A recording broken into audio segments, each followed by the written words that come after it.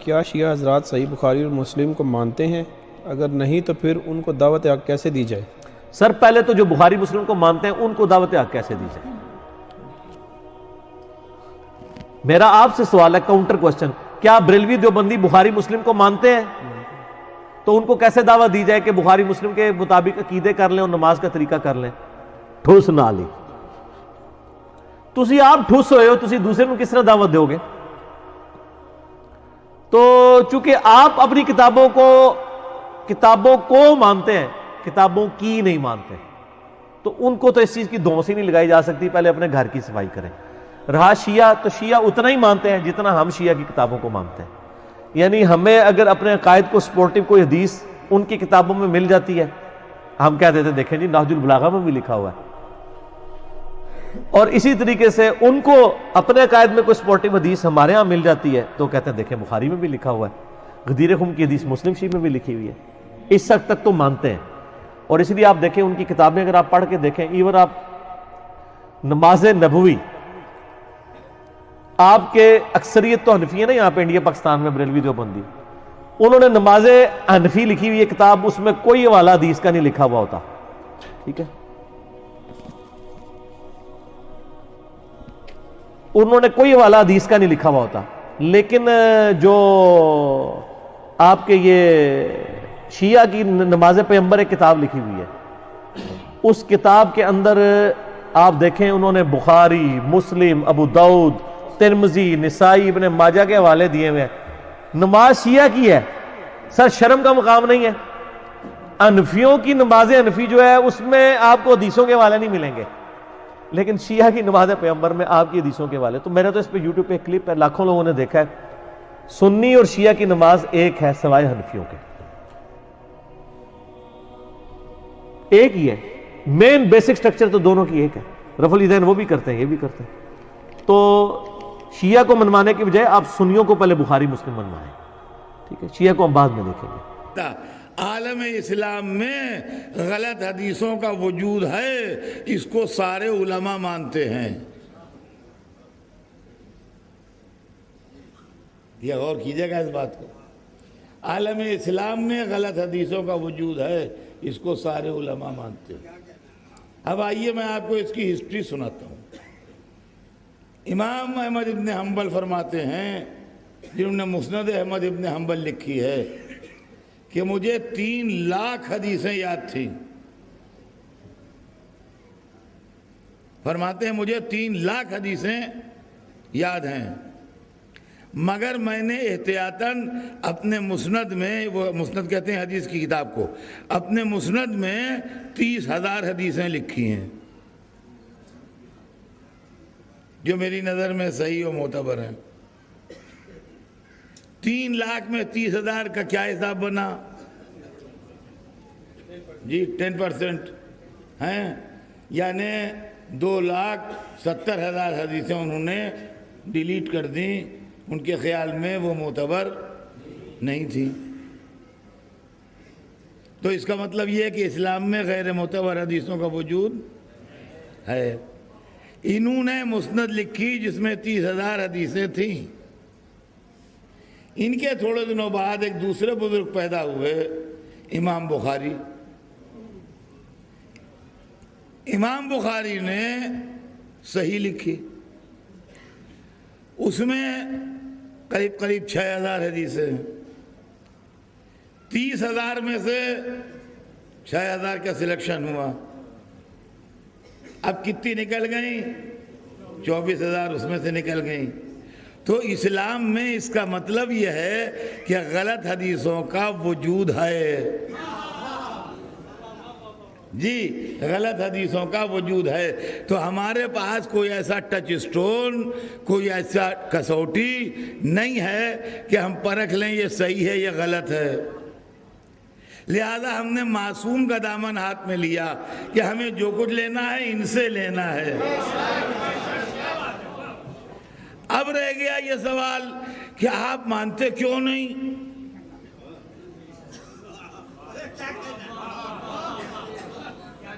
آپ مانتے کیوں نہیں؟ اتنی بڑی کتاب آپ مانتے نہیں؟ سوال یہ پیدا ہوتا ہے کہ امریکہ ہندوستان سے کار کیوں نہیں منگاتا؟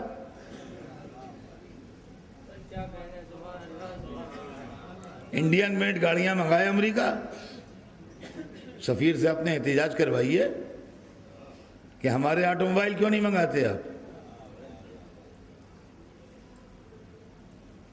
وہ کہیں گے ہمارے یہاں آپ سے اچھے بنتے ہیں،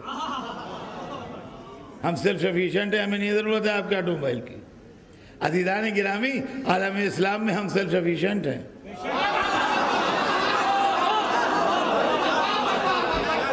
ہمیں نہیں ضرورت ہے کسی کی۔ رہ گیا یہ کہ ماننے نہ ماننے کی بات جہاں تک ہے، ماننے نہ ماننے کی وجہ آپ ہم سے سنیے، کلیجہ تھام کے سنیے گا۔ ہاں، کلیجہ تھام کے سنیے گا۔ حدیث کمپائل کرنے والے کا ایک معیار ہوتا ہے، ایک اسٹینڈرڈ ہوتا ہے، اور اس بنیاد کے اوپر وہ حدیث کمپائل کرتا ہے اور لیتا ہے راویوں کی بنیاد کے اوپر۔ بخاری میں قاتلان حسین سے روایتیں تو ہیں، مگر امام بخاری امام جعفر صادق کو سچا نہیں سمجھتے، اور انہوں نے امام جعفر صادق سے کوئی حدیث نہیں لی ہے، مگر قاتلان حسین سے حدیثیں لی ہیں۔ تو اگر ان کی نظر میں قاتلان حسین معتبر اور امام جعفر صادق غیر معتبر ہیں، تو ہماری نظر میں وہ غیر معتبر ہیں۔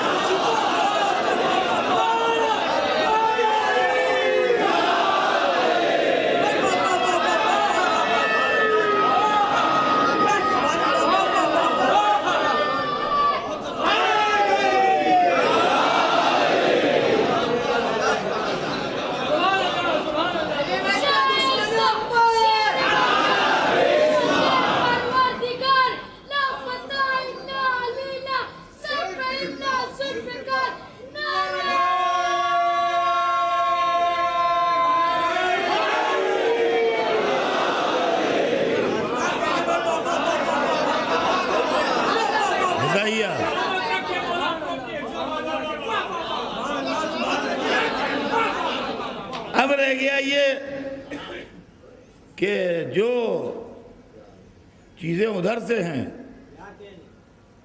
ان کو ادھر والی چیزوں سے کمپیئر نہ کیجئے۔ قرآن میں آیتیں کتنی ہیں؟ بنا پر مشہور 6666، بنا پر مشہور میں نے کہہ دیا ہے، بنا پر مشہور 6666۔ معتبر کتنی ہیں؟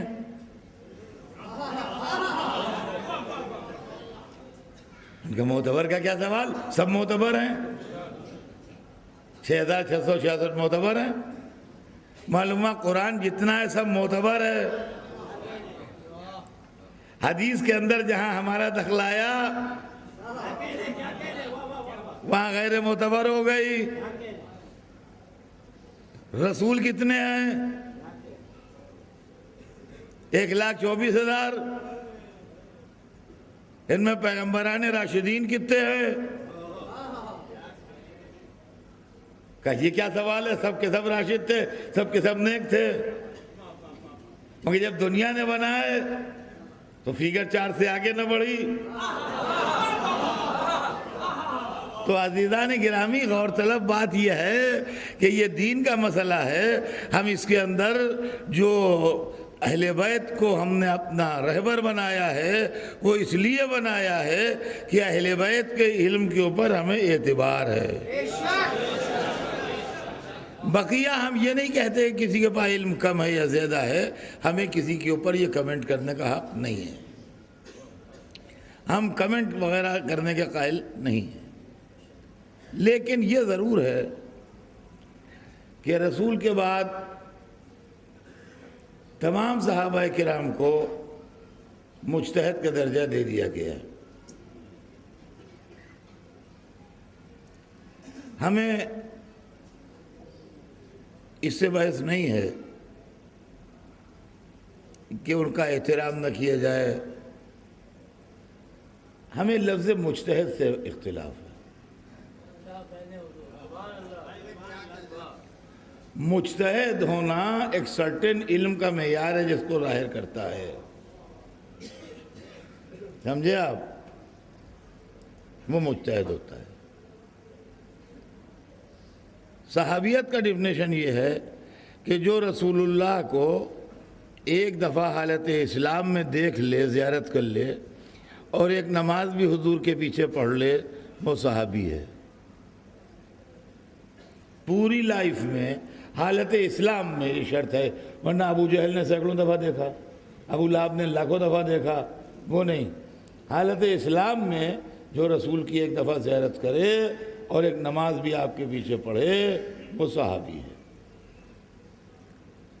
एक शख्स 12:30 बजे दिन में आया, उसने रसूलुल्लाह से मुसाफिहा किया, हाथ चूमे, बज़ में आके बैठा, जमाल अक़दस की ज़ियारत की।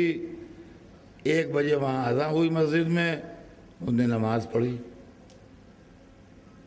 नमाज पढ़ के उसने फिर मुसाफिहा किया, कहा या रसूलल्लाह बहुत दूर से आया हूँ और बहुत दूर अभी जाना है, आपकी ज़ियारत के लिए इधर से होता हुआ चला गया।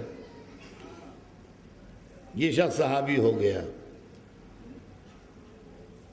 ये शख्स सहाबी हो गया। खुदा की कसम मिंबर पर कह रहा हूँ, मुझे इस पर कोई एतराज़ नहीं है कि आप इसका एहतराम करें।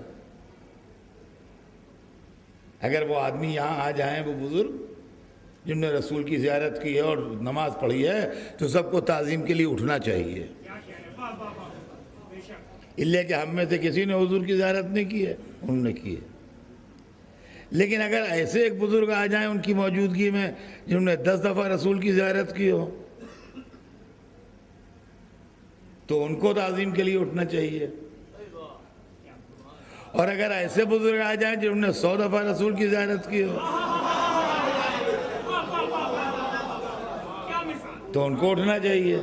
और अगर ऐसे बुज़ुर्ग आ जाएं जिन्होंने 1000 दफ़ा की हो, तो 100 दफ़ा वाले को उठना चाहिए।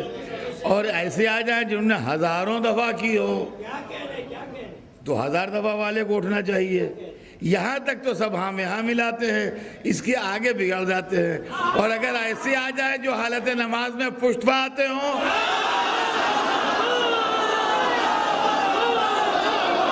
सलावत भेजते हैं मोहम्मद।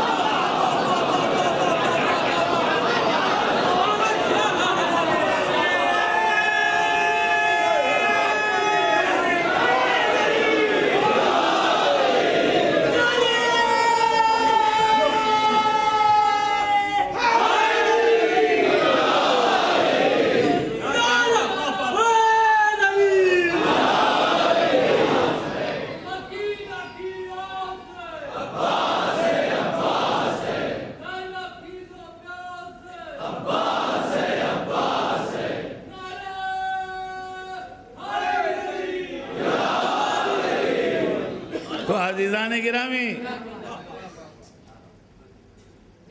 यहाँ मसला ये है, हम एहतराम के ख़िलाफ़ नहीं हैं। देखिए, एहतराम और चीज़ है और तालीम और चीज़ है, ये दो चीज़ें अलग अलग हैं। एहतराम और तालीम, इन दोनों के अंदर मेल नहीं है, एक चीज़ नहीं है ये। एक आदमी है जिसके वालिद मामूली उर्दू पढ़े हुए हैं, मामूली उर्दू पढ़े हुए हैं, ख़त लिख लेते हैं, उर्दू में ख़त पढ़ लेते हैं, अटक अटक के उर्दू का अखबार पढ़ लेते हैं। हाँ, ये उनकी लियाकत है। लड़का ज़ूलॉजी में एमएससी कर रहा है, वो पढ़ने जाता है किसी से, का बड़ा नालायक लड़का है, बाप से नहीं पढ़ता, वहां जाता है।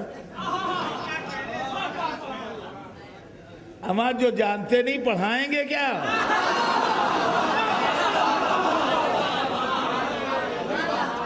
रह गया बाप का एहतराम करना चाहिए। देखिए, ये बात बहुत बुनियादी है कि हर बच्चे को अपने माँ बाप का एहतराम करना चाहिए। मुझे ये बात एक दिन पढ़ना थी, अब मौका मिले न मिले तो आज ही कहता चलूं कि फैमिलियां टूट रही हैं, हालात बिगड़ रहे हैं। ये चीज़ अहले बैत के चाहने वालों के लिए ज़ेब नहीं देती है।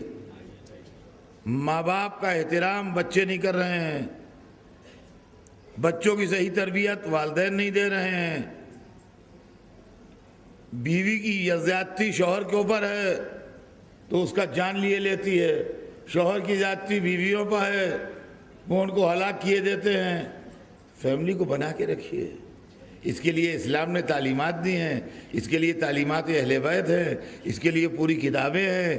ہر ایک کا ہر ایک پر حق ہے، اولاد پر ماں باپ کا حق ہے، ماں باپ پر اولاد کا حق ہے، زوجہ پر شوہر کا حق ہے، شوہر پر زوجہ کا حق ہے، پڑوسی پر پڑوسی کا حق ہے، عزیز پر عزیز کا حق ہے۔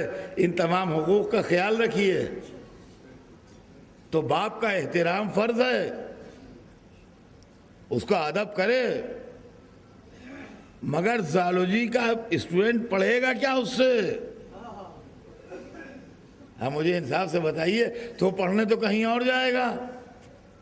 البتہ احترام اسے اپنے باپ کا کرنا چاہیے۔ بھئی یہی ہم بھی کہتے ہیں کہ صحابہ کرام کے احترام میں فرق نہ لائیے، مگر پڑھیے اہل بیت سے۔